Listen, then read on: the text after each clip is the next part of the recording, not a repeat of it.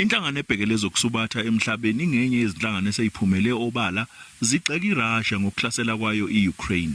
Isimise abasubathi ababili kanye nezinye izisebenzi ezimbili zimiswa kuyona yonke imidlalo. I-International Olympic Committee isivele kuphakamisile ukuthi izinhlangano zezemidlalo emhlabeni zibamise abasubathi baseRussia kanye naseBelarus emqhudelwaneni eyehlukene. Inhlangano elawula iFormula 1 emhlabeni sibalule ukuthi abashayeli baseRussia kanye naseBelarus bazoba ingxenye yomqhudelwano besebenzisa uphawu lwenhlangano bonke. Okunye futhi okuzokwenzeka azikho izimpawu zamazwe izokhonjiswa noma ke imbala yalamazwe omabili ezovunyelwa ezimotweni. Ibhola lomphebezo, ibhola lebadminton namabhayisikili kanye nokubhukuda kuzovunyelwa kuphela ukuthi abantu baseRussia bancintisane kulowo mqhudelwano ngabodwana. Izinhlangano ezilawula ibhola zona okuyiFIFA kanye nenhlangano elawula ibhola eEurope nengaphansi kwayo iFIFA UEFA alimisile iqembu laseRussia kuyona yonke imncintiswano.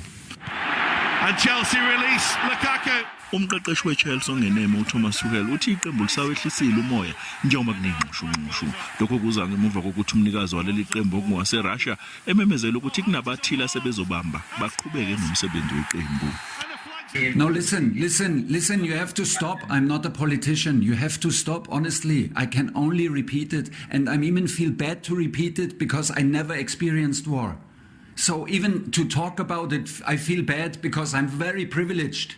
I sit here in peace and I do the best I can, but you have to stop asking me these questions. I have no answers for you. Iqembu lekhilikithi eAustralia lizobe ligadiwe uma seliyodlala ePakistan okokuqala nqa eminyakeni engama-24. Lezi ivakashi zizodlala imidlalo yetest emithathu, owodwa wosuku, i-ODI kanye nowodwa we-T20 njengoba leli qembu lizochitha amasonto ayisithupha kuleli yazwe.